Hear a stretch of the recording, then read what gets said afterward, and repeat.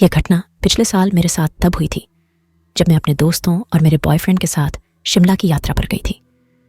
यह भारत का एक प्रसिद्ध हिल स्टेशन है। मैं असम में रहती हूँ। 3 घंटे की फ्लाइट और 4 घंटे ड्राइव करने के बाद हम शिमला में थे। आखिरकार हम अपने घूमने की जगह तक पहुंच चुके थे। हमने अपने होटल में चेक इन किया, पर हमने कमरों को चेक नहीं किया क्योंकि हमने उन्हें पहले ही ऑनलाइन बुक कर लिया था और हम थोड़े जल्दी में भी थे।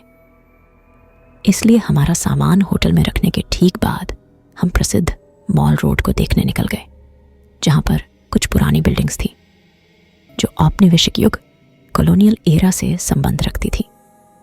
होटल आने के बाद हमने महसूस किया कि वह होटल काफ़ी सुनसान लग रहा था क्योंकि वहाँ पर केवल 3 से 4 ही स्टाफ मेंबर्स थे और वहाँ बहुत ही कम गेस्ट्स थे।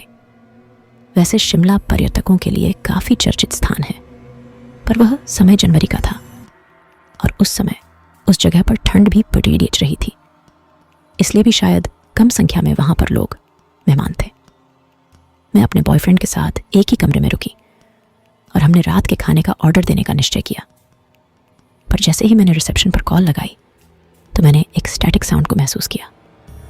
ऐसा लग रहा था कि जैसे किसी ने फ़ोन उठा लिया है और वह कुछ कह रहा है, पर किसी कारणवश उसकी आवाज़ सुनने योग्य ही नहीं है। मैंने फिर फ़ोन लगाया, पर तब भी पहले जैसा ही घटित हुआ। तब मेरा बॉयफ्रेंड खुद रिसेप्शन पर गया, पर वहाँ पर कोई भी नहीं था। उसने मुझसे पूछा कि तुम रात के खाने के लिए बाहर चलना चाहोगी। हालांकि मैं नहीं जाना चाहती थी क्योंकि बाहर ठंड थी, पर मुझे काफ़ी भूख लगी थी, इसलिए हमें बाहर जाना पड़ा। हमारे दोस्तों ने शाम के समय खाना खा लिया था, इसलिए उन्होंने वहीं रहने का फैसला किया। जब हम वापस होटल लौटे तो हमने देखा कि होटल का रिसेप्शन अभी भी खाली था। हमने सोचा कि शायद यह होटल सस्ता होने के कारण यहाँ की हॉस्पिटैलिटी, अतिथि सत्कार इतना अच्छा नहीं है जितना BD होटलों का होता है। मैं तरोताज़ा होने के लिए वॉशरूम गई। अंदर मैंने वॉशरूम के दरवाजे पर हल्की हल्की सी दरवाजे को खटखटाने की आवाज़ सुनी तो मुझे लगा कि यह मेरा बॉयफ्रेंड होगा।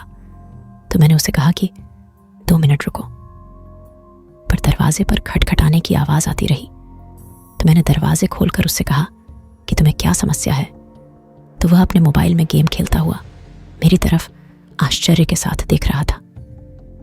यह काफ़ी अजीब था क्योंकि मैंने साफ रूप से कुछ तो सुना था, पर मैंने सोचा कि शायद बाहर ठंडी तेज हवा चल रही है, जिस कारण से भी किसी प्रकार की आवाज़ हुई होगी जिसे मैंने सुना होगा। चूंकि हम थक चुके थे, इसलिए जैसे ही हम बिस्तर पर लेटे हमें नींद आ गई। ठीक आधी रात के समय मुझे ठंड लगने लगी। जैसे ही मैं उठी तो मैंने उठकर देखा कि कंबल मेरे ऊपर नहीं था।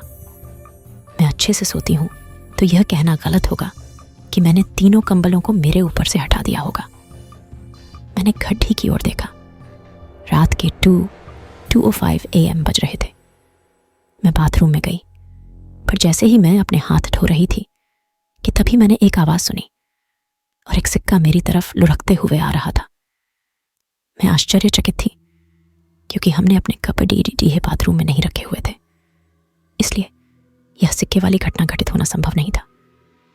एक क्षण के लिए मैं उसी जगह पर जम गई। मैं हिल नहीं पा रही थी। मैंने अपने शरीर में कंपकपी सी महसूस की। मैंने फिर से दरवाजे पर उन्हीं हल्की हल्की दरवाजे को खटखटाने की आवाज़ सुनी। इस क्षण मैं चिल्लाना चाहती थी।